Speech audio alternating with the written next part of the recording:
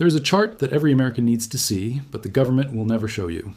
It overlays the death of the Roman currency with the death of the US dollar, and the lines match perfectly. We are not just repeating history, we are mathematically locked into the same suicide pact that killed the greatest empire of the ancient world.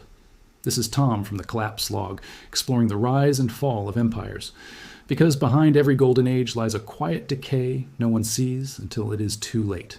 When we study history, we are often taught dates and battles. We learn about Julius Caesar crossing the Rubicon. We learn about Hannibal crossing the Alps with his elephants. We learn about the burning of Rome and the barbarian invasions. But we rarely learn about the invisible force that actually destroyed the empire from the inside out. We rarely learn about the money. The story of Rome is not a story of military defeat. It is a story of monetary collapse. It is a story of how a government with absolute power destroyed its own currency to pay for its own excesses. And the terrifying part of this story is that we are living through the exact same chapter right now in the United States. Feel the weight of that truth settling in, your savings, your future, your children's world, all hanging on the same fragile thread that snapped for Rome 2,000 years ago. To understand where we are going, we have to understand where Rome started. In the days of the Roman Republic and the early empire, the currency was the denarius. It was a small silver coin about the size of a dime, and it was honest money. It contained 4.5 grams of almost pure silver. Picture it gleaming in the sun, heavy with real value, trusted from the markets of Britain to the ports of Egypt. Because the money was real, the economy was stable. A Roman soldier could save his pay for 20 years and know that those coins would buy him a farm when he retired. A merchant could ship grain from Egypt to Italy and know exactly what his profit would be. There was no inflation. Prices remained stable for long periods of time. This stability allowed Rome to build roads and aqueducts and temples that still stand today. It was the bedrock of the Pax Romana, a golden era where an empire spanned 3 continents, unbreakable, eternal, or so they believed. But stability is boring for politicians. And honest money is a constraint on power. If you want to fight a war, you have to raise taxes to pay for it. If you want to build a new palace, you have to tax the people. And people hate taxes. The temptation to cheat is always there, whispering in the halls of power, promising an easy way out. And in the year 64 AD, the Emperor Nero gave in to that temptation, unleashing a poison that would course through the veins of Rome for centuries. Nero was a populist. He wanted to be loved by the people. He wanted to hold massive games. He wanted to rebuild Rome after the Great Fire. But the treasury was running low. He could not raise taxes without risking a rebellion. So he had a brilliant idea, one that felt like salvation in the moment, but planted the seed of doom. He ordered the mint to collect the silver denarius coins from circulation. He melted them down. But when he recast the new coins, he mixed in a little bit of cheap metal. He mixed in copper. He lowered the silver purity from 98% to 93%. It was a small change. The new coins looked exactly like the old ones. They weighed the same. They had the emperor's face on them, but they contained less silver. Nero used the leftover silver to mint more coins for himself. He had effectively created free money out of thin air. He thought he was a genius. He paid his debts. He built his golden house, and nobody seemed to notice. But in that shadowy mint, history's greatest con began, a betrayal disguised as progress. Nero had broken the seal. He had proven that the emperor could steal from the people by debasing the currency, and once that door was opened, it could never be closed. Every emperor who followed Nero faced the same choice. When a crisis hit, they could either be fiscally responsible or they could print more money. They always chose to print. By the time of Emperor Marcus Aurelius, the philosopher king, the silver content had dropped to 75%. The inflation was starting to creep up, but it was manageable. The empire was still strong, its legions marching, its cities thriving, but the rot was spreading unseen beneath the surface. But then came the crises, wave after relentless wave crashing against the empire's foundations. The wars on the border got more expensive. The soldiers demanded higher pay.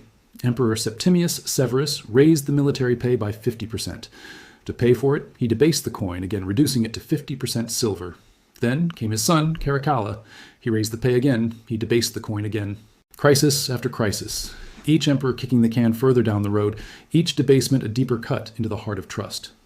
By the year 268, the Roman denarius contained 0.02% silver. It was not silver anymore. It was a piece of bronze dipped in a thin silver wash to make it look shiny, and the silver wash would rub off in your hand after a few days, leaving you with dirty fingers and a worthless token. Imagine holding it, feeling the lie dissolve in your palm, the empire's promise turning to dust. The people of Rome were not stupid. They knew the money was trash. They knew the emperor was lying to them, so they reacted exactly how economics predicts they would react. Prices exploded. We have records of prices from ancient Rome. In the 2nd century, a modius of wheat cost about 8 denarii. By the 3rd century, that same amount of wheat cost 120,000 denarii. Inflation did not just make things expensive, it destroyed the social contract. The middle class was wiped out, the savers were destroyed. If you had worked hard all your life and saved your silver coins, you were now a pauper because the government had stolen the value of your savings.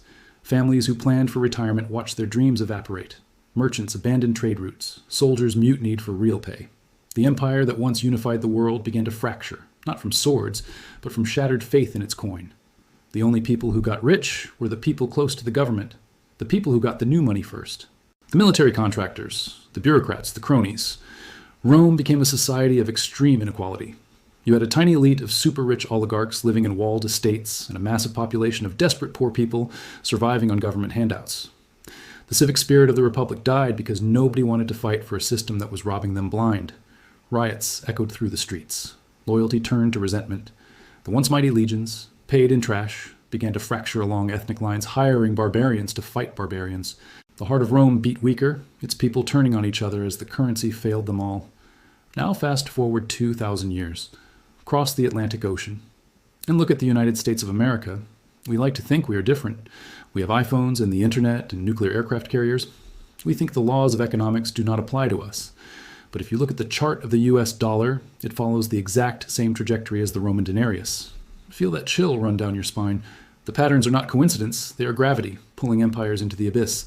In 1913, the US government created the Federal Reserve. At that time, the US dollar was like the early denarius. It was honest money.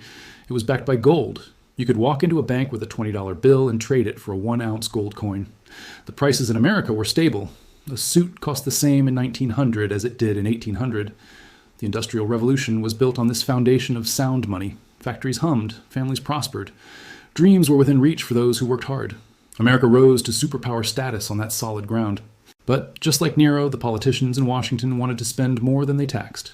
They had a world war to fight. They had a Great Depression to solve. In 1933, President Franklin Roosevelt did something that would have made Nero proud. He issued Executive Order 6102. He made it illegal for American citizens to own gold. He forced everyone to turn in their gold coins to the government in exchange for paper dollars. Once the government had all the gold, they immediately devalued the dollar by 40%. They stole 40% of the wealth of every saver in America overnight. They used the profit to fund the New Deal government expansion. It was the first major debasement, the first step down the Roman path. Grandparents who saved for their children's future watched half their life's work vanish, handed over to fund palaces of bureaucracy. But the real death blow came in 1971. The United States had spent the 1960s fighting the Vietnam War and building the Great Society welfare state. We were spending money we did not have. We were printing more paper dollars than we had gold in the vaults. Other countries called our bluff. They started demanding gold for their dollars. The vaults began to empty. So on August 15th, 1971, President Richard Nixon went on television and severed the link between the dollar and gold. He declared that the dollar was now backed by nothing but the full faith and credit of the United States government. In that moment, the US dollar became the Roman denarius of the 3rd century. It became a fiat currency that the government could print in infinite quantities. The screen flickered with Nixon's calm voice, but beneath it, the ground shifted. Trust cracked.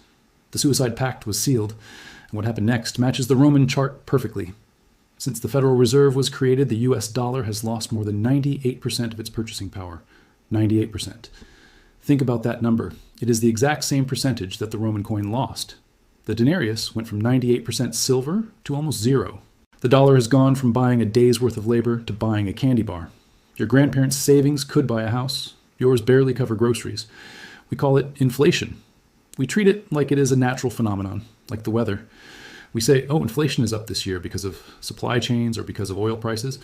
But inflation is not the weather. Inflation is a policy. Inflation is a tax. When the government prints $1 trillion to pay for a stimulus package or a war or a bailout, they are doing exactly what Nero did.